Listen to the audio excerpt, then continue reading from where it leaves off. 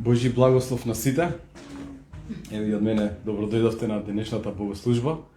Ви благодарам што одвоивте простор од времето за да бидете овде денес заедно со сите. И би искористил оваа прилика, бидејќи не сум имал можност на сите да им кажам, можеби малку поодамна, да изразам благодарност кон сите вас и кон сите оние кои што можеби не се тука. Иако не сме во полн состав, значи срце оставаме на терен, така беше, нели? Би сакал да изразам благодарност од страна на нашето семејство, бидејќи со се што знаете, умеете, учествувате во нашето градење на нашето семејство и заради тоа сакам да кажам ви благодарам на сите оние кои што можеби гледаат сега или ќе слушаат или ќе гледаат и слушаат, бидејќи резултатите во нашето растење се ги гледаме, барем ги чувствуваме, а тоа вие ќе кажете секако. Но секако сакам да кажам дека имате голем удел со сето она што го правите во нашиот живот, во семејството на нашиот живот, би кажал поточно, заради тоа што на секое поле можам да кажам дека имаме искачување од кога присуствуваме, од кога го имаме присуството во оваа црква. Така да би изразил благодарност на цел христијански центар 490 за сето она што го дававте и ќе го давате за сите. Благодарам. Фала му на Господ што имаме ваква црква и се надевам на уште поголема манифестација на тоа единство во црквата. Она што овие денови ми пролета како реченица низ глава е тоа дека, ќе ја кажам реченицата како што ми дојде, една од најголемите одлуки или можеби едно од најголемите прашања на една личност е на кого да го отворам своето срце или на кого да го подарам своето срце.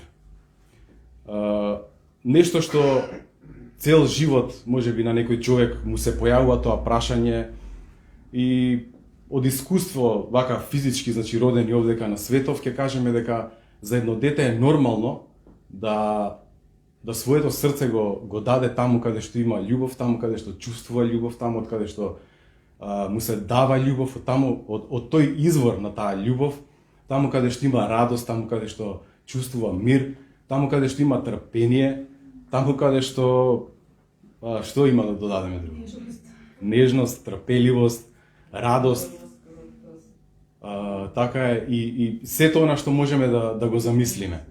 Но сепак како расте детето или како сме растеле ние, барем јас го согледував својот живот, не мора да значи дека ќе се согласите со ова што го кажувам, но можеби имаме сличности, заради тоа што јас верувам дека ние овде на земјата не сме создадени бадијала што викаат, него имаме одредена цел.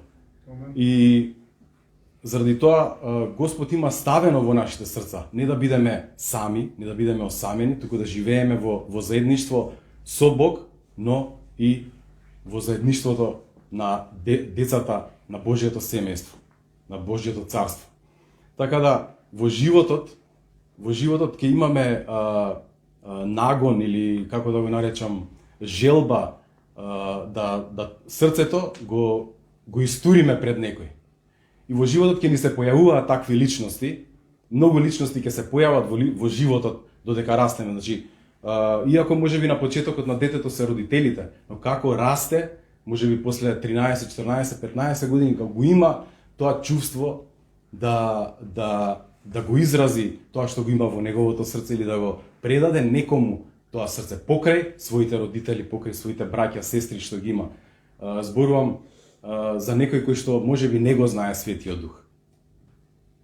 Јас бев таков, например.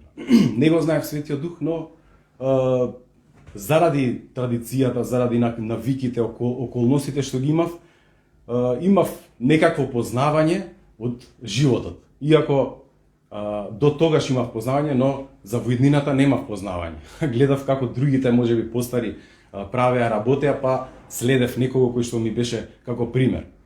Така да во животот ќе имаме такви личности, кај кои што ќе го покажеме и ќе го отвориме нашето срце и може би тоа се наречени другари, другарки, пријатели, пријателки, вработени, колеги во фирма или во црква или каде уште не, што се нема низ овој свет, но такви личности ќе имаме во животот. И јас во мојот живот имам една личност која што се вика Милена, која што и го дадов срцето и секогаш, значи додека го поминуваме тој период, значи јас дојдов до тој период каде што најдов една личност која што ќе го истурам срцето, сите ние го имаме тоа чувство во нас да исто така некој ни го подари срцето негово. Значи, ја имаме потребата да дадеме и да примиме. Така да, јас го имав тоа. И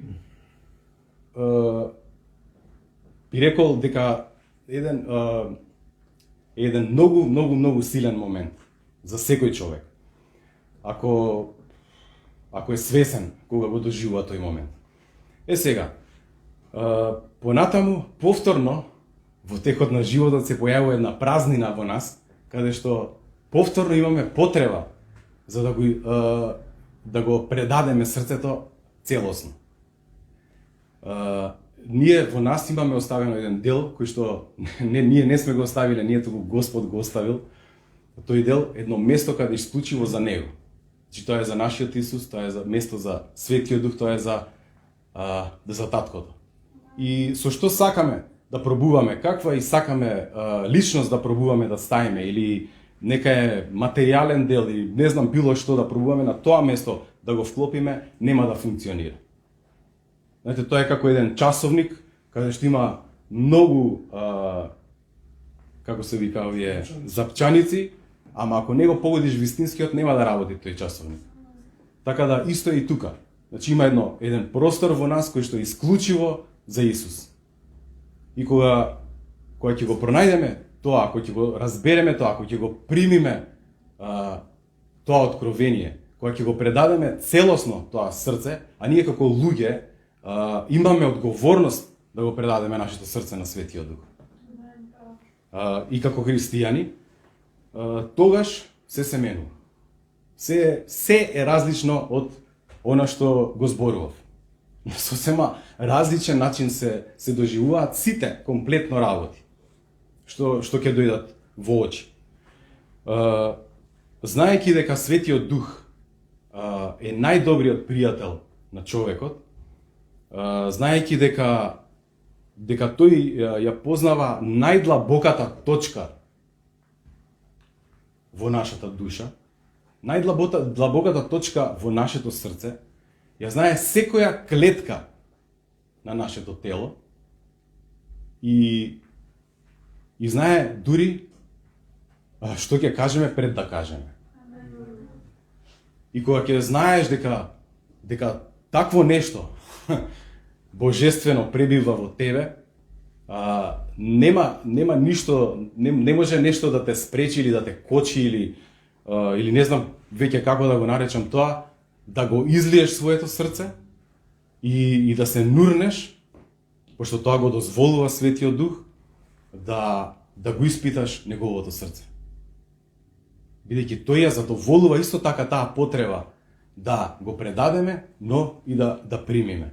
Значи нас ни е дозволено да го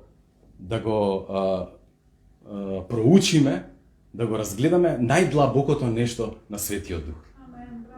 Така да, кога ќе го знаеме тоа пријателство, кога ќе го доживееме тоа пријателство со Светиот Дух, лично, на таков начин, јас, да ви кажам искрено, верувам во такво пријателство, не само со Светиот Дух, туку и со човек. И можам да прокламирам да, бидејќи црквата е таа тоа што е од небото го спушта овде на земјата, да исто така тоа пријателство помеѓу човекот и Светиот Дух го манифестира низ црквата. и низ светот. Така да, би прочитал тука некој стих кој што го имам спремено, заради тоа што во овие моменти клучна работа според моето доживување е Божјата љубов. Значи, заради таа Божја љубов, која што можеби сите ние овдека да земеме сега нешто да пишуваме, да размислуваме една недела, 2 недели, како изгледа, што ни дава, може цел свет 7 милиарди не имаат изброено дека сме да пишуваме како изгледа таа Божја љубов, никој нема да го достигне највисокото ниво и да напишеме каква е таа Божја љубов. Но она што можеме ние да го забележиме е да ја доживееме таа љубов. И би прочитал некој стих во контекст на тоа, ако успеам да го најдам тука кај што сум запишувал се и се што. Обично тешко ми оди тоа, ама ќе го најдам. Да. Да, е. Тоа е во Прва Коринтијани. Има нешто тука, ќе гледаме на телевизор? Да, супер. Прва Коринтијани, 13 глава, од 4 до 7 стих. Љубовта долго трби, љубовта е милостива, љубовта не завидува, не се фали, не се вообразува, не се однесува непристојно, не го бара своето, не се раздразнува, не држи сметка за зло, не и се радува на неправдата, а и се радува на вистината, се премолчува, се верува и се надева, се трпи. И се. Е, за таква љубов зборуваме. Сега, знаете, она што го зборував, оваа љубов не е основа емоцијата. Значи, овдека основата е нешто друго. А тоа би го нарекол дело на волјата. Значи, не е емоцијата она што е предност и што го толку рекламира светот, туку е дело на волјата. Таа љубов е дело на волјата. Да сакаме да го правиме тоа. И тоа исклучиво можеме да го правиме кога ќе имаме таа средба со Светиот Дух, можеби пред тоа да наликува на нешто, можеби, но штом го немаме тоа откровение, не можеме да го правиме. И повторно, не значи дека јас сум ја доживеал вистинската Божја љубов, па сега го кажувам ова. Не, напротив, туку се уште растам во таа Божја љубов. Ја осознавам, ја џвакам, ја преживувам, да речам, и секако сакам да се излива. И ја излевам. Така да, во секој еден момент го имаме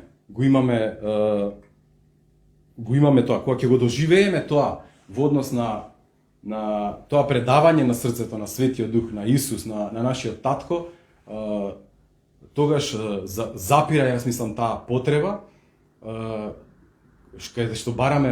каде што бараме човек можеби за да го истуриме сето она што го имаме во нашето срце, туку во љубов и мудрост го правиме сето тоа. И затоа не можам да кажам дека не можам да имам луѓе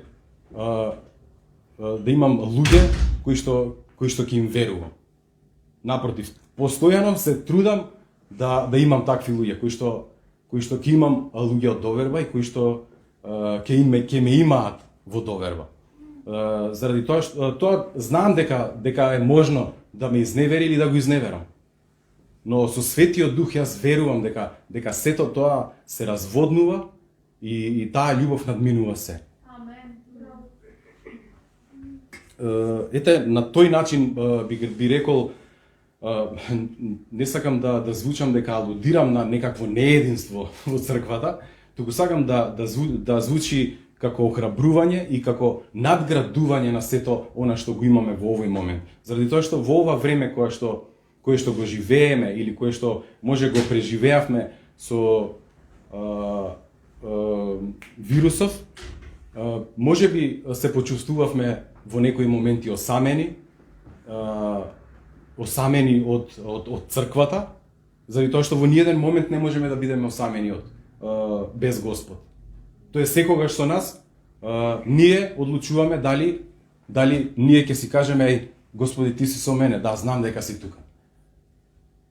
Може би се чувствувавме осамени, да го немам мојот брат и сестра, да не можам да го видам, да го слушнам или е во изолација или во карантин, и заради тоа сакам ова да го потенцирам единство, дека тоа единство кое што е во Божјото царство не може да се сруши, не може да се раскине.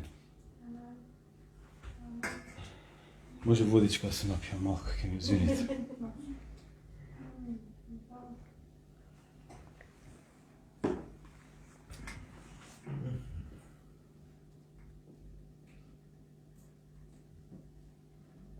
Ај уште еден стих би прочитале. Многу познат е во Јован 13 глава 34 и 35. Ви давам нова заповед, да се љубите еден со друг, како што јас ве љубев вас. Така и вие да се љубите еден со друг. По тоа сите ќе познаат дека сте мои ученици, ако имате љубов помеѓу себе. Значи ја пишува како заповед ова. Интересно е што постојано е добро да се потсетуваме на овие нешта. Павле во сите можеби негови посланија се обраќа во множина. Во скоро сите се обраќа во множина на црквите и можам да кажам дека во секое послание зборува за тоа единство на црквата. Секаде ја подсетува црквата како треба да изгледа, како е добро да изгледа, што Господ има за тоа единство, на кој начин Господ го гледа тоа единство и постојано зборува за тоа единство. Еве во Ефесјани 4 глава, можеш ли да најдеш, Андреј, пошто немам тука запишано се.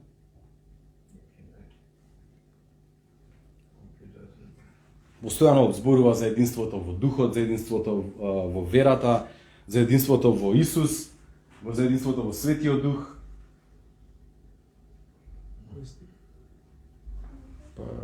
Ајде, оди од почеток има така.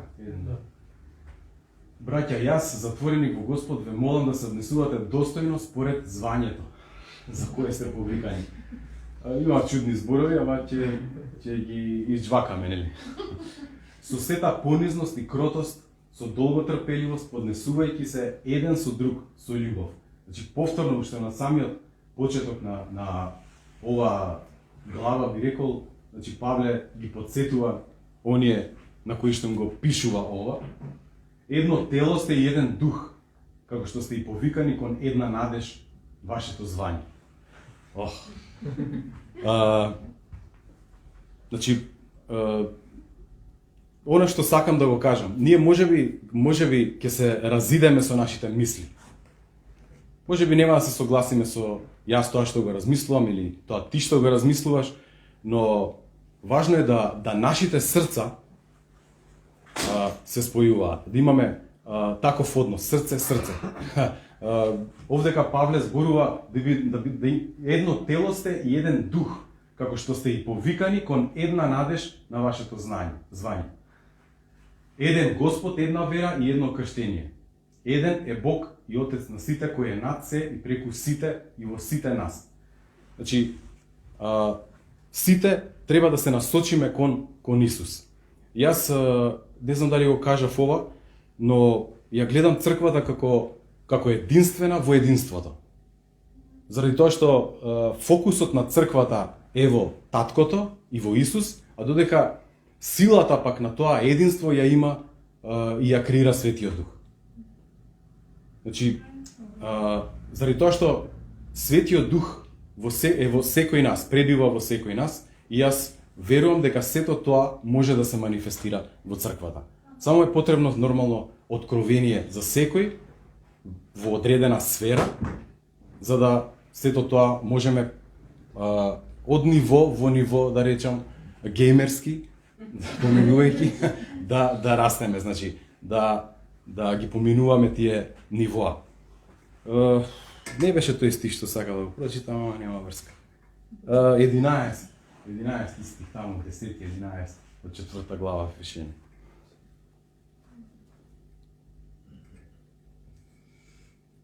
Значи, и тој постави едни за апостоли, други за пророци, трети за благовестители, четврти за пастири и учители, за усовршување на светиите во делото на служењето, за изградување на Христовото тело. Значи, Господ, Бог, Исус, Светиот Дух, ни даде авторитет. Дури има и стих еден тука го запишав во однос на авторитетот, кој што ни е даден од Исус авторитет. Значи, дадена ни е власт, дадени ни се луѓе кои што се именувани апостоли, пророци, благовестители, пастири и учители и така натаму. Луѓе кои што можеме да ги користиме, употребуваме, луѓе кои што таа служба ја манифестираат овде во црквата, за да црквата се гради. Значи тоа тело да се гради, да се развива. Така да додека сите не го стигнеме единството на верата и познанието на Синот Божи, до состојба на совршен човек, до мера на возраста на Христовата полнота. Значи нешто што Павле овде го нарекува совршенство, заради тоа што дава паралела со нас и со Христовата полнота. За такво единство зборувам во црквата. Затоа што јас исто работам, си одам на работа, да не си мислите дека нешто друго. Мислам, вие ме познаете, што ме слушаат луѓе, ако ме слушаат, си одам на работа, значи имам комуникација со луѓе кои што не се христијани, кои што не веруваат во Господ, кои што веруваат дека сме создадени од мајмуни или не знам од било што друго, и имам контакт, имам разговори, имам живот, имам другари, пријатели со нив. Мислам, пријателство имам. Така да, многу често можам да ја видам тоа нешто што го наметнува светот, е тој индивидуализам. Значи, можам тоа да го кажам, и во кола дури има индивидуализам.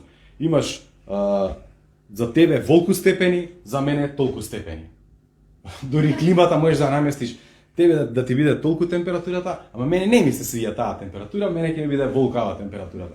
И за се има како да се осеќаш ти, убаво да се осеќаш.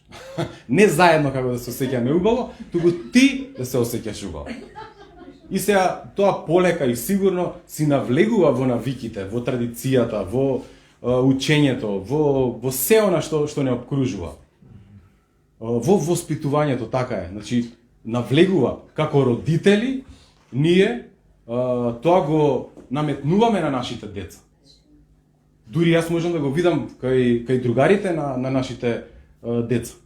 Дека тоа го има, дека постои тоа, дека не е нешто што е тајно се прави. Не, него е отворено и се промовира тој индивидуализам. Заради тоа, јас прокламирам и зборувам за единство. Заради тоа што нема ништо подобро. Се што правиме во единство, или во заедништво, или во семејство, или во заедница, можам да кажам дека се е подобро. Дури и сега во овој момент можеме да видиме светот како зборува, ајде солидаризирајте се, ајде ова заедно сите да го направиме, ајде сите заедно маски да носиме, ајде сите заедно рацете да ги миеме и се друго што може да се слушне по медиумите. Значи сите заедно да правиме нешто. Тоа е она што резултат многу поголем носи кога сме заедно. Но за жал не е така во светот. Но не значи дека тоа не може да се промени и не значи дека тоа што е сега не може да биде во иднината. Јас со тоа не се согласувам. И не му давам сила на тоа. Напротив, заради тоа и го зборувам ова. Значи да малку се освестиме сите и го гледаме тоа заедништво. И да уживаме во тоа заедништво. Заради тоа што Господ не создаде двајца на овој свет, мажот и жената, за да создаваме заедништво. за да живееме во заедница. Исус дојде и ја представи црквата за да имаме заедништво. За да имаме единство во Исус, така? И да бидеме заедно.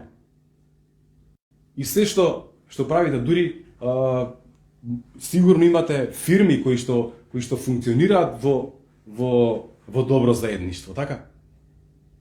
Но тоа функционира само таму, може. Не функционира, сакам да кажам, надвор од таа фирма. И може да видите многу успешни фирми кои што нели вработените земаат добри примања и фирмата напредува, е успешна, така натаму. И тоа го користат во светот за тоа заедништво. Дури можеме и ние како црква да земеме пример од тоа, заради тоа што можеби сме се залетале во некои други размислувања или ни се заматил умот, што викаат. Така да можеме да ги користиме сите ресурси што ни се дадени за да бидеме во тоа заедништво. Еве би прочитал еден стих. Сега овој стих ќе го прочитам, може Андреј да го најдеш ти, да ти го кажам, сакаш? Филипјани 1 глава, 9 и 10 стих. Се шала малце, да се насмеете, многу сте сериозни. И јас станав многу сериозен. И оно што сакав да го кажам со овој стих, го имаме, значи ова откровение за Божјата љубов, може ќе го прочитате овој стих, ама ќе го прочитам јас на различен начин. Ово е преведен од Вики. И за тоа ќе го прочитам. Многу е поразбирлив. Значи во стихов се зборува како Божјата љубов делува во нас. И сега вие сакате овој ќе го прочитаме прво. 9 и 10 беше стих. И се молам вашата љубов се повеќе и повеќе да изобилува преку познанието и разбирањето на се, за да можете да го разпознавате најдоброто, да бидете чисти и безпрекорни во денот на Христос. Сега ја ќе прочитам уште еднаш овој стих, значи си важат овие зборови, не сакам да разобличам нешто, него сакам да со ова уште малку повеќе да појасниме нешто. И затоа се молам Божјата љубов во вас да изобилува се повеќе, да дојде до израз во целосното лично познавање и во секакво прецизно расудување, за да можете да го разпознавате она што е најдобро и со витално значење, за да бидете осветлени во Божјата светлина со искрено срце и безпрекорни до денот на Христос. Има разлика, нели, малку во преводот. Ете, каква е потребна и што прави таа Божја љубов во нашиот живот, ако навлеземе подлабоко.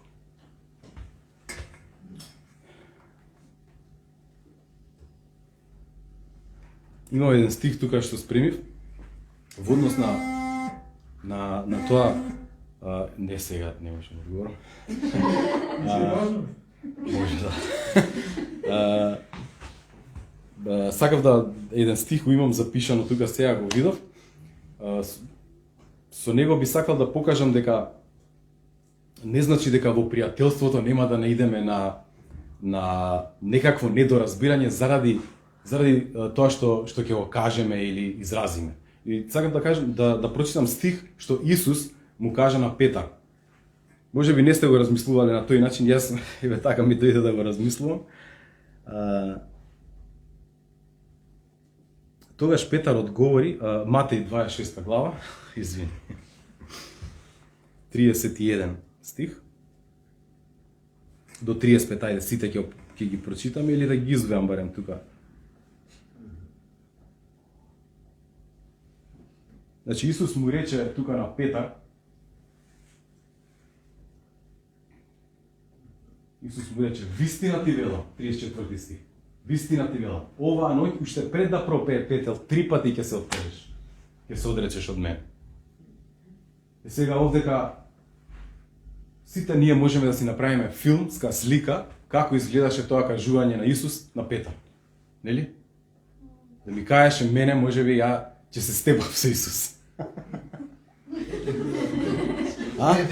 Или можеби некој ќе се искараше со него. Петар што му рече? Ако затреба, дури и да умрам со тебе, нема да се откажам од тебе. Истото го говореа и сите ученици. И што се случи потоа? Значи, братот му кажа, брат, вака и вака ќе биде. Не се секира, ја те сакам. После тоа, дојде Петар пак кај брат му, кај Исус, дојде повторно. И тоа не го имам најдено тој стих, ќе го најдете за да малце драматично биде сето ова што го зборуваме. Така да таа Божја љубов да ја дозволиме да работи постојано во нашите срца, да работи и во црквата, да работи и со колегите, за да можеме да прво се осознаеме самите себе. Да прво го извадиме од нас сето она што го имаме, за да можеме да го разгледаме и да знаеме со што да манипулираме, да речам, од она што го имаме во нашето срце. И да знаеме што да додадеме во нашето срце, за да биде по Божја волја.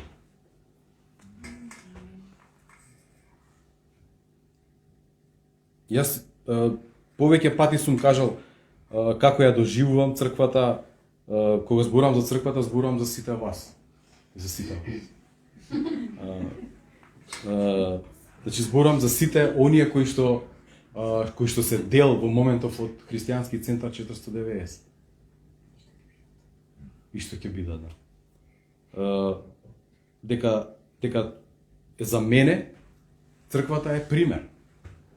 И заради тоа во почетокот ја искажав таа благодарност до сите вас, заради тоа што вистински делувате во нашиот живот.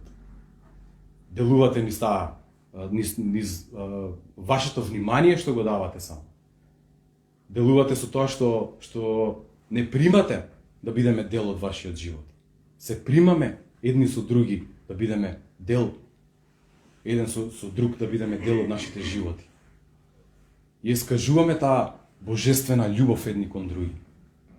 Го искажуваме тоа трпение едни помеѓу други. Се охрабруваме едни помеѓу други. Се во име на единството. Се во име на Божјата љубов. И јас на тој начин ја разбирам црквата и заради тоа сакам да зборувам за ова и денеска подолг период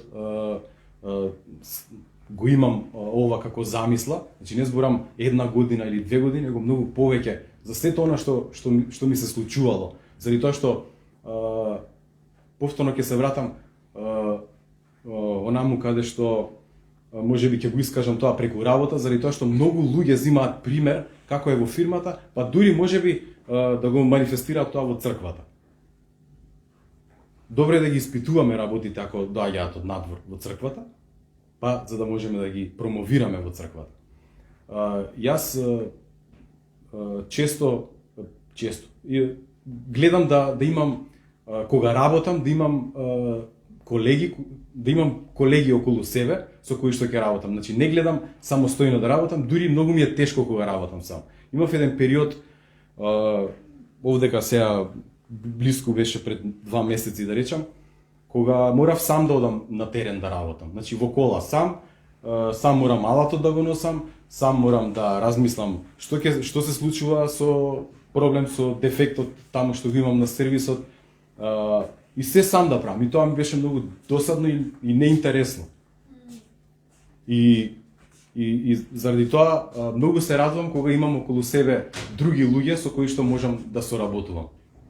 Дали зборуваме за во црква, дали зборуваме за другарство, дали зборуваме за работа, за се. Значи сакам да имам луѓе околу себе. Иако многу луѓе ќе кажат немој да правиш нешто со друг. Например, немој да отвараш фирма со друг. И јас отворивме заедно со еден колега фирма. И работевме заеднички, за 8 месеци ја затворивме. А ми вика, немој да отвараш со друг. Обично не е да тие работи. Повторно ќе кажам дека јас Повторно, после известен период, пак работев во фирма каде што имав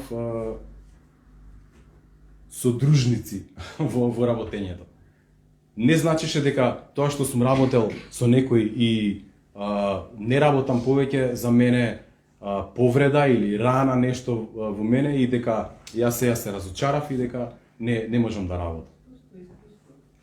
Тоа беше искуство, точно, но искуство како да го подобрам потоа она што сакам да го направам во заедништвото.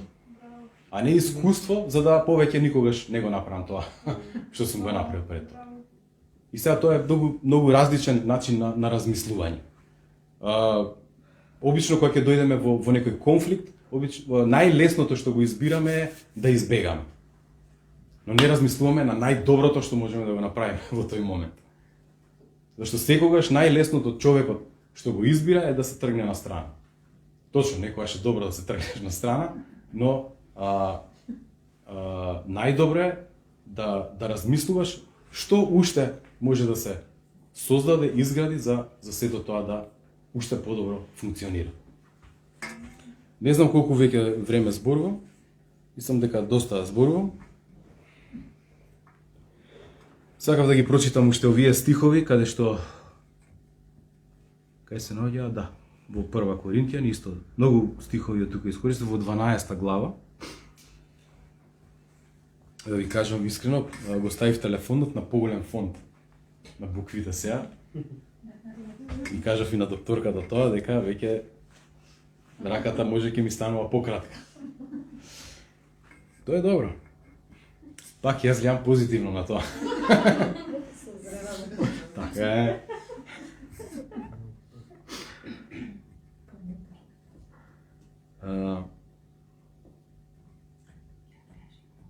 Од 12 стих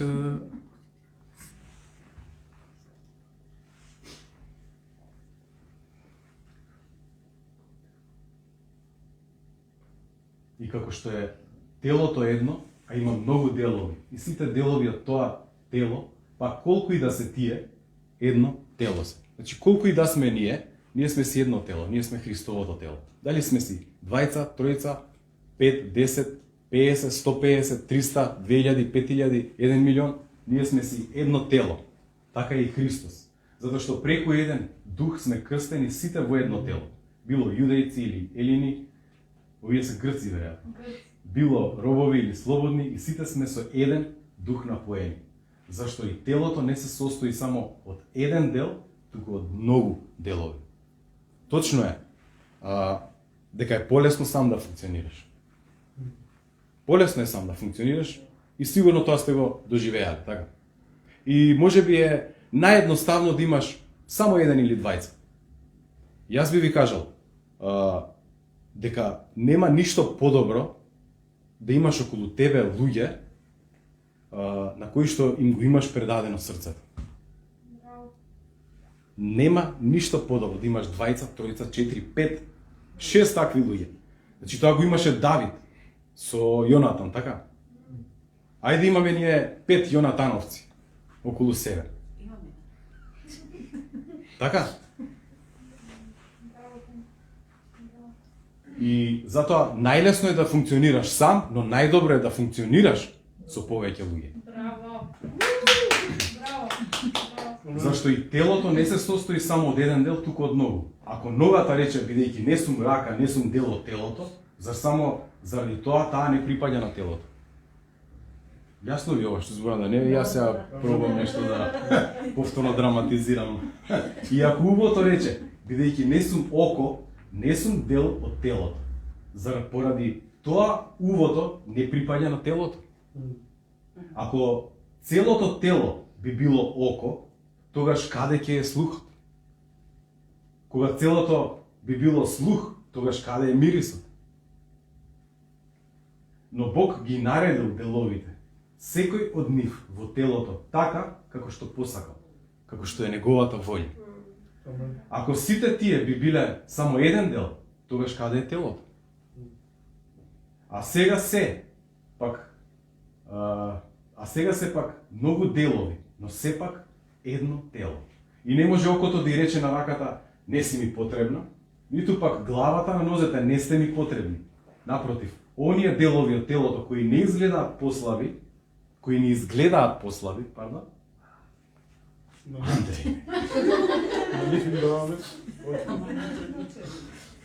Како ми тргна читањето ти.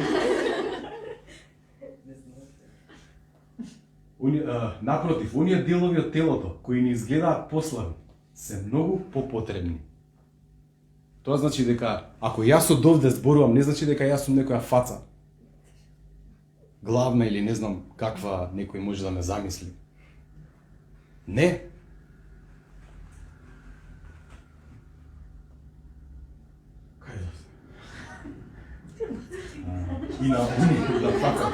И на оние делови на телото за кои сметаме дека се помалку честни и му даваме повеќе почит. И нашите срамни делови добиваат поголема пристојност. Зошто? Пристојните пак делови немаат потреба од чест. Но Бог го составил телото така што им дал изобилна почит на органите што ја немаат. За да нема раздори во телото, но деловите подеднакво да се грижат едни за други. А кога страда еден дел, тогаш страдаат сите делови. И кога се слави еден од деловите, тогаш со него се радуваат сите делови. Вие сте телото Христово, а поотделно членови. И некој од вас Бог постави во црквата. Прво за апостоли ова го прочитав, така? Јас нема што да дадам коментар на ова, се надевам дека сите многу добро, мислам, целта ми беше да го прочитам стихот на оваков начин и да сите самите го ги размислиме сите овие стихови и да си отидеме од тука со таква идеја. Единство. Едно тело. И би завршил исто така со стихови. Јован 17 глава, 20 и 22 стих, 20 и 22 стих. Но каде што Исус се моли за единство. Но не се молам само за нив, за присутните, туку и за оние кои преку нивните зборови ќе веруваат во мене, за да бидат сите едно, како што си ти, татко, во мене и јас во тебе. Така и тие да бидат едно во нас, за да верува светот дека ти ме испрати. И славата што ми ја даде, и ми ја дадов ним, за да бидат едно, како што сме ние едно. Имаме тројца во едно, Таткото, Синот и Светиот Дух. Тоа е заедништво. И црквата е заедништво. Амен. Уште еден стих и ќе ве поздравам. 2 Коринтијани 13 глава 14 стих. Ќе ве поздравам со зборовите на Павле. Благодатта на нашиот Господ Исус Христос и љубовта на Бога и заедницата на Светиот Дух да бидат со сите вас. Амен. Браво. Фала многу.